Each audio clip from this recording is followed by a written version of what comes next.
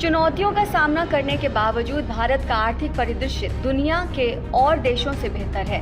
हालांकि चालू वर्ष की आखिरी तिमाही में जीडीपी डेटा अनुमानित 8% की वृद्धि से 6.7% पर आ पहुंचा है, लेकिन देश सबसे तेजी से बढ़ती वैश्विक अर्थव्यवस्थाओं में आगे बना हुआ है, जबकि दुनिया भर की प्रमुख अर्थव्यवस्थाएं मंदी का सामना कर रही हैं। इन सबके बीच भारत सरकार के सामने प्रमुख चुनौतियों में से एक है बेरोजगारी। पिछले कुछ वर्षों में बेरोजगार और अल्प रोजगार नागरिकों की संख्या में बढ़त देखी गई है और तेजी से हो रहे ग्लोबलाइजेशन के कारण समस्या और भी ज़्यादा गंभीर हो गई है। इसने दुनिया भर में पब्लिक सेक्टर और बिजनेसेस को प्रभावित करते हुए प्रदर्शन करो या नष्ट हो जाओ, यानी कि परफॉर्म और पेरिश के सिद्धांत के नए युग को जन्म दिया है। भारत का पब्लिक सेक्टर इस प्रवृत्ति से अछूता नहीं रहा, लेकिन सस्ते लेबर और एफडीआई ने देश को एक आशाजनक भविष्य दिया है। शुरुआती दौर में भारत की वैश्विक व्यापार में हिस्सेदारी सिर्फ 0.7% थी, लेकिन 2002 और 2007 के बीच देश की एक्सपोर्ट पॉलिसी को मजबूत करने की कोशिश से पॉजिटिव रिजल्ट्स मिले हैं।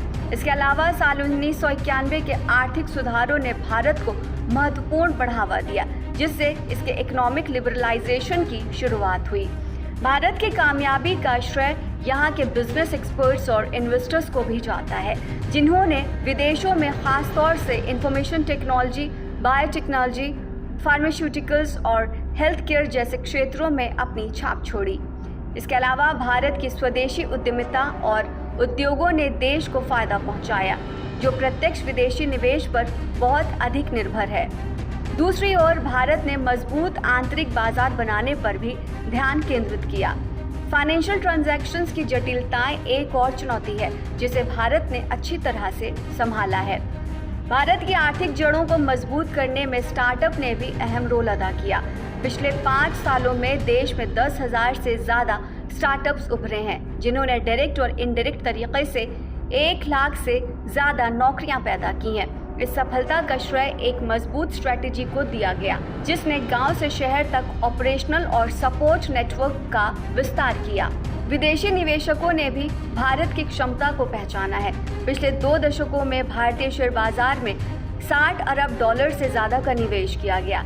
इसके अलावा 600 से ज़्यादा निवेशकों को भारतीय स्टॉक एक्सचेंज पर व्यापार करने की इजाज़त दी गई, जिससे सेंसेक्स में 125% और बॉम्बे स्टॉक एक्सचेंज में 148% की वृद्धि हुई। इंफॉर्मेशन टेक्नोलॉजी में भारत की उल्लेखनीय प्रगति ने भारतीय कंपनियों के लिए नए दरवाजे खोले, जो अब विदेशी बाजारों में पॉजिटिव रूप से विस्तार कर रहे हैं। कठिन वैश्विक आर्थिक माहौल से उत्पन्न चुनौतियों के बावजूद भारत की G20 प्रेसिडेंसी ने खुद को ग्लोबल मैन्युफैक्चरिंग में एक प्रमुख खिलाड़ी और कई क्षेत्रों में एक ग्लोबल पार्टनर के तौर पर स्थापित करने का अवसर दिया। G20 देशों के बीच सहयोग ने कमजोर देशों की जरूरतों को पूरा करने के लिए नई रणनीतियों के विकास को भी बढ़ावा दिया, जिससे एक अधिक इंक्लूसिव ग्लोबल सोसाइटी को बढ़ावा मिल सके। इस सहयोग से इंटरनेशनल रिलेशंस में पॉजिटिव बदलाव आ सकता है, हार्मनी और सहयोग को भी बढ़ावा मिल सकता है।